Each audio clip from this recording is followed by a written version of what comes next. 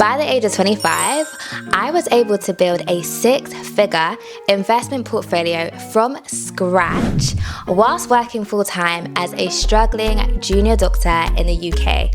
And in today's video, I'm going to spill all the tea on how I was able to do that. So if you're interested in leveling up your finances, I want you to grab your pen, I want you to grab your paper, I want you to grab a drink, because we're going to get into it in today's video. So I'm going to take you guys back to the beginning. So for me, I was slapped with the reality that being a doctor, having a 9-to-5 job just isn't enough if you're trying to build a life of wealth, a life of luxury, if you want autonomy over your time. I read somewhere the average millionaire has 7 streams of income, and I was sitting there looking at myself like, well, if the average millionaire has 7, I need to get myself together and start building different streams of income. Otherwise, I will never achieve my dreams of being financially stable. And I saw my peers and I saw how stressed and anxious they were about money, and I made a decision to myself very early on in my career that I didn't want that to be me. And as someone who was building from nothing, it was really important to me to not run before I could walk, and I made it a priority to familiarize myself with the basics.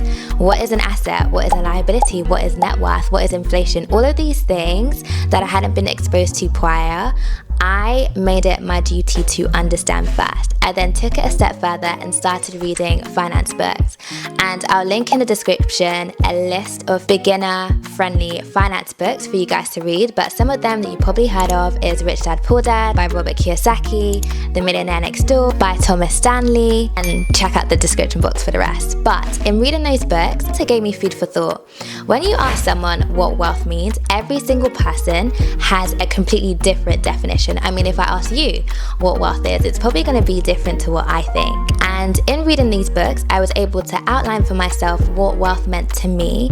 And then I was able to identify through reading the different finance books what strategies would help me achieve my goal. If you have a vision, but you don't have clarity on how you're going to get there, you're less likely to achieve the goal. So I'm going to be honest, for me, I wanted to have 6 figures invested by the age of 25, and I've done that. And because I've done it, I'm going to share with you guys the 3 things that I implemented that helped me do it. So the first part, which was probably the key part, I had a budget. And I'm not going to sit here and say budgeting is sexy. Budgeting is not sexy.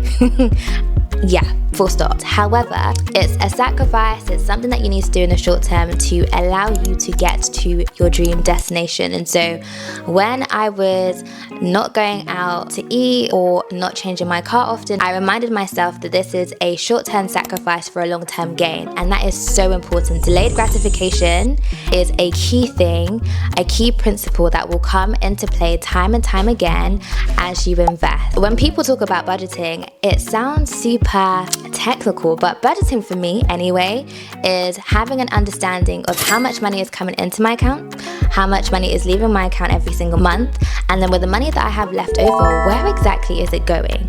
And I feel like when you don't budget, it's so easy to tap your card, because in your head you have unlimited funds.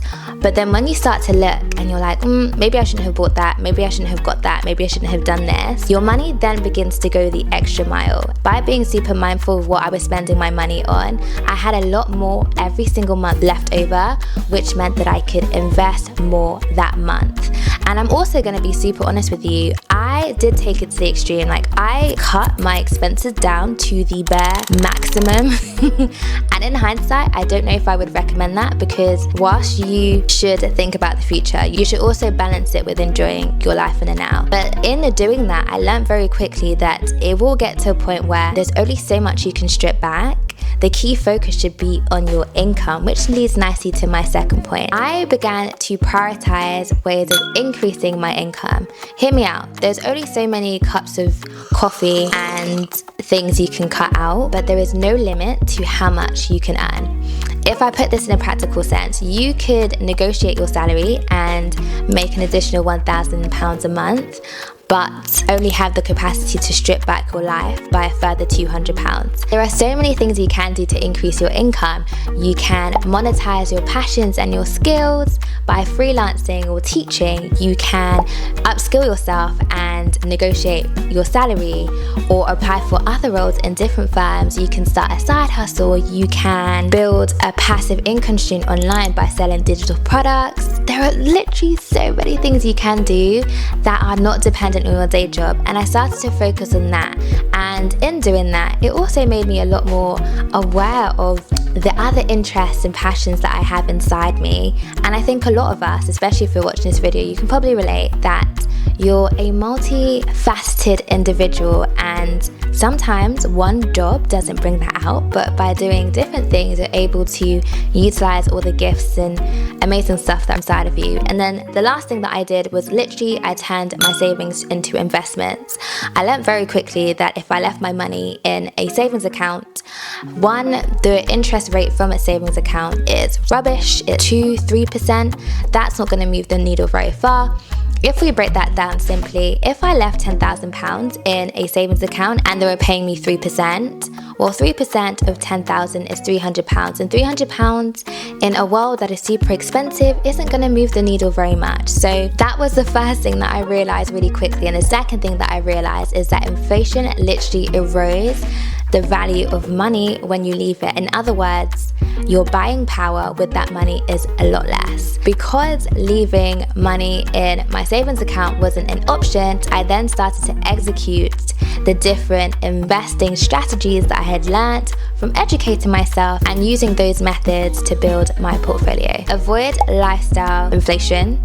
I kid you not, as you get older, like the need, I don't know if it's social media, I don't know if it's peer pressure, but sometimes you can very quickly end up in a lifestyle trap where you have a new car that you on paper can afford, but in reality you can't afford, or you're buying designer items. And I'm not saying that these things are bad, I'm just saying that there's a time and a place, and just because you have the money in the account does not necessarily mean that you can afford it. And always invest any additional money that you get. Building wealth isn't about being the smartest person in the room. No, honey. It's about being the person who is consistent, who is disciplined, and who has a strategy that they are willing to stick at over a long period of time and wins. You don't need to start with a lot of money.